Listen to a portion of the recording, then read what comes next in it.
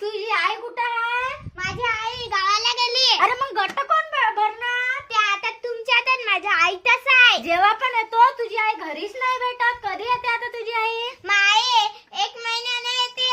बरं ठीक आहे, चाल ग बाई. हो ना, कधी दिसतच नाही खरी. आयडिया, एक गोष्ट आहे. चल चल.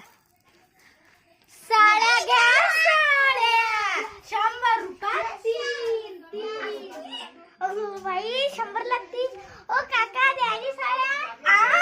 साड्या मागू लागले इथं. हप्ता कोण भरणार?